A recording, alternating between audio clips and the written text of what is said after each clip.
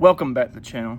So today I'm working on my J2K setup for my CRV, and currently I am getting the half shaft mounted up and getting the rear mount installed and all that kind of stuff. I'm just trying to figure some of this stuff out, and I'll show you what I'm working on. So this is a J32A2 with a K series all-wheel drive transmission. I just recently got in my oil pan and my Hasport mounts. You can see it does have an Inline Pro adapter plate on here. And so what I'm going to be doing here in a minute is I'm going to be pulling the transmission back off because I don't have the clutch in it yet, but also need to measure for some bolts that go in here to take out this bolt and that bolt right there, because we have to counterbore those, and we've got to shave down this ear right here because you can see it won't clear the half shaft, right? So we had to chop down this ear right here, and we got to countersink this bolt right here, this one right here. We got to counterbore it, this one and this one that sticks out so that it doesn't hit the axle. So I'm gonna work on that here in a minute and see what we can get done. All right. So I got the transmission dismounted from the engine right now. I've got to, like I said, I got to shave down this area right here. You can see how much it, this is the clearance like for the half shaft here. And it's definitely, you don't have to trim it all the way down, but definitely got to take away a good bit of this to clear the half shaft. That's what I've done here. And I used to use a wood cutting blade because that cuts aluminum better than a metal cutting blade. So I went straight, there's a bolt hole right here. Kind of see the half of it there. There's a bolt hole for installing the original J series transmission right there. So I basically went straight through this way, and then I went straight down right here, straight down, and then chopped it off. And then we had to do a counterbore on this bolt, and there's a bolt hole right there that I've already counterbored. So those bolts hold the main caps for the crankshaft. You see like that bolt there. There's another one right here under that half shaft. So those have to be counterbored for clearance because a regular bolt would hit the axle. And so by counterboring those, we can put Allen head bolts in here. I'm going to sell this counterbore bit and the bolts on my website, hondaresource.com. I do plan to make a video in the future on another J series showing exactly how to do that. Since I failed to do that on this video, I just went ahead and did it, got the bolts that I needed and got them installed. So I got this adapter bracket here from Inline Pro. This is original K series half shaft. I just had to take the bearing off of it to do that. This is a regular K series half shaft right here. CRV, RSX, and EP3 would work. It doesn't, 02 to 04 CRV, and like 02 to, I don't know, like 05 on the RSX or EP3. Doesn't matter if it's automatic or manual. Typically, if you're doing a manual swap, you would use the manual half shaft because it's different than the auto half shaft. But the difference is the bearing housing. So it doesn't really matter which one we use, just as long as we're using one from those years. The actual shaft itself is the same. So what we have to do to get it out of this, there's a snap ring right down in here. Just kind of see that right down there. Use snap ring pliers and open that up, and it'll come off of this, okay? And you can either use a press to press this shaft out of the bearing in there, or I used the rubber mallet and I tapped it. I just basically held the bearing housing like this and I tapped the shaft and got it through. Once you get it out, there will be another snap ring, the same kind, on this side beneath this dust shield that holds the bearing into the housing. So you'll take that snap ring out over here and then press that bearing out, or tap it out, whatever you got to do to get the bearing out of the housing, And then to put it into this, you just slide it into here, and you can see, let's see, which side is the snap ring on? It's on this side over here. So yeah, the snap ring is already in on this side. You can see it up there. Okay, and then once you get that in, then you can slide the half shaft into the bearing, and then you got to put the other snap ring, which I have not put in yet, which just secures the bearing to the half shaft. Well, I got the oil pan off, and you can actually see that it's busted here and right there. So it's a good thing I was changing that out anyway. So it kind of worked out that I got the J2K oil pan from Inline Pro. You can see that hole there better now too, for that bolt hole. So I think that would be definitely make me feel better if it had that in there to make sure that it was secured, at least on the back side.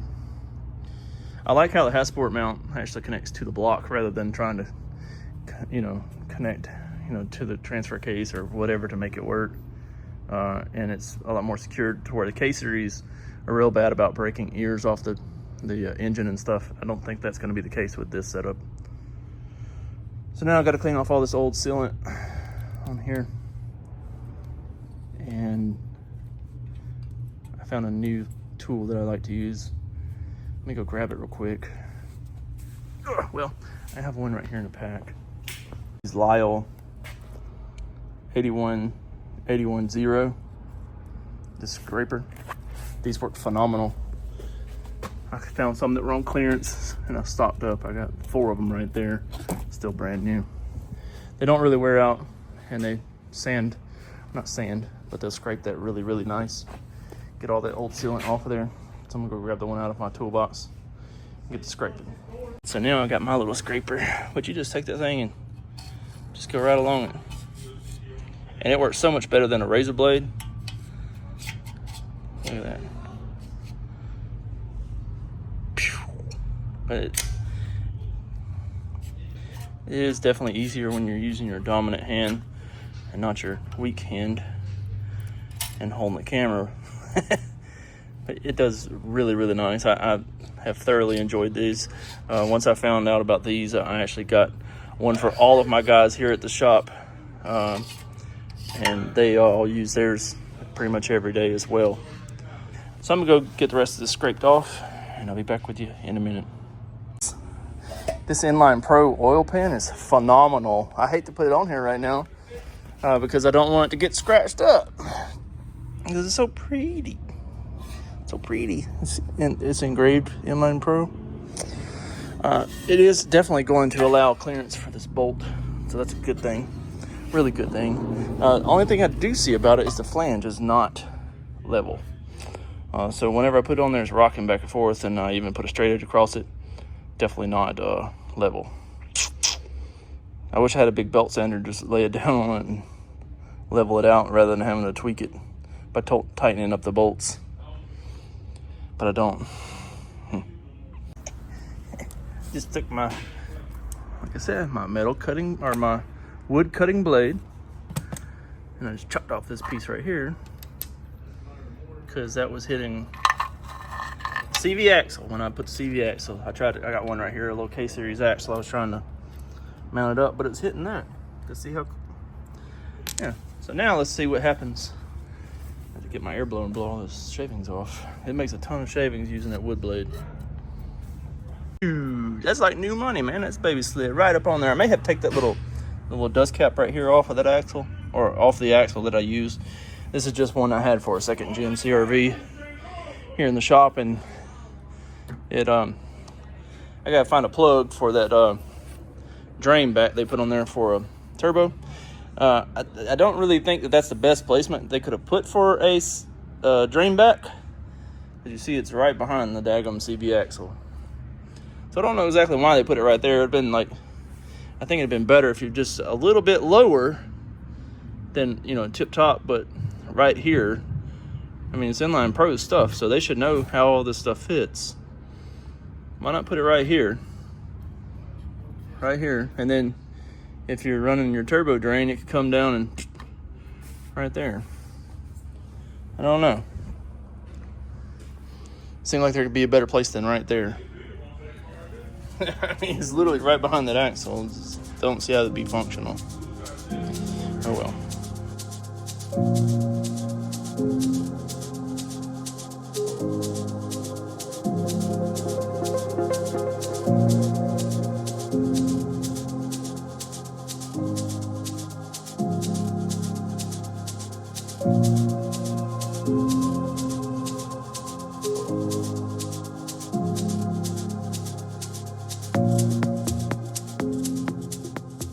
Well, I got the timing belt stuff taken off, timing belt and water pump. It didn't look in bad shape once I actually got it apart and looking at it, but I've got a whole timing kit here. I'm going to go ahead and put it on here just to make sure it's 100%. Then I don't have to worry about it, at least for a little while. I am going to get a dolly here in a little bit, a furniture dolly. Set this up on a dolly. I'm going to roll it over to where I can pressure wash this off once I get this timing stuff back on, just so it's not all grimy like this. You know, it's not going to be shiny like the oil pan, but you know, at least not grimy. That's what we're after. So I got the whole J2K kit. I actually got this at one of those Advanced Auto Parts closeouts, so I got it for relatively nothing. I mean, it was like, I don't know, 20 bucks or something for a whole timing kit. It's like, heck yeah, that fits the bill. And I already had the motor, so I also got a set of spark plugs and some, like maybe some valve cover gaskets or something for it. I don't know. I'll have to dig through my stuff that I got from them and see what all I got to fit this thing. But right now we're going to stick this J2K kit on here.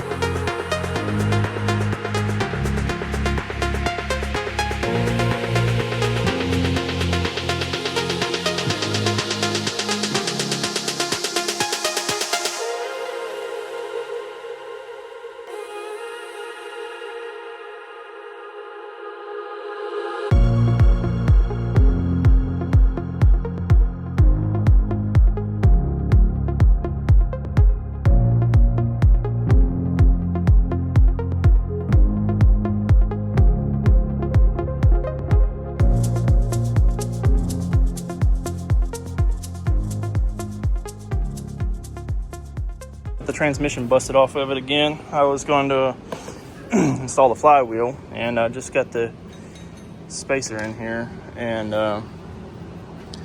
starting to thread these bolts in by hand, and I was like, oh, I should put some Loctite on these bolts. So I went and got my thing of Loctite from across the shop. So that's what I'm gonna do. But since I got all the bolts out of it, I'll show you the spacer in here. There we go. Just a flywheel spacer. Bolts right onto the end of the crankshaft there. Lines up beautifully. I took a little bit of valve grinding compound, put on there, just kind of spun it around. Then I took brake cleaner, cleaned all the old valve grinding compound off. That's why it's so wet right here. But yeah, I'm just trying to get some more stuff done here. Let's put this back up here.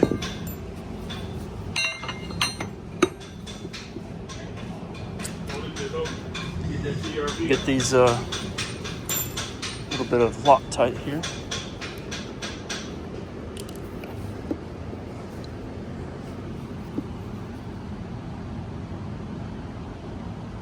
Just gonna put a dot.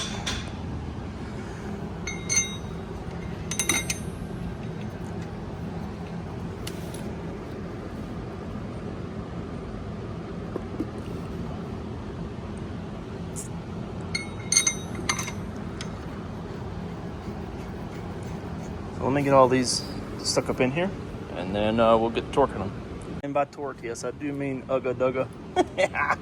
I've got this neat little socket here, and I typically on these 12-point sockets, they're rounded at the edges, so I took and cut that down so I get full engagement. Made a little short stubby socket, but this one's just worked great over the years. A lot of times the 12 points are chrome and they just crack and whatnot, and this one's worked really well. So this one is a Husky, I believe, a spline drive. Yeah, got it from Home Depot, and then like I said, just took like a cutoff wheel and chopped it down where I get full engagement. Definitely recommend that. I'm just getting my competition clutch mounted up on here. Got the pilot bushing installed.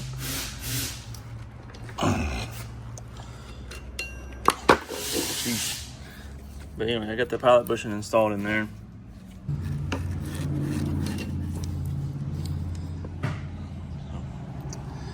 Get this joint on here. I gotta find some pressure plate bolts in my bin over here. Just to line it. Put the dang camera down. Sheesh. Got the starter mounted. So I gotta get another piece of the factory J pipe for the rear. This is the front of the motor.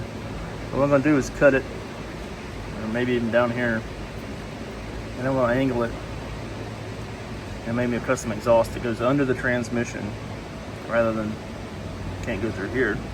So we're gonna go over here under the transmission and around, and then we'll come back under it over here, and I gotta get the one that comes off here.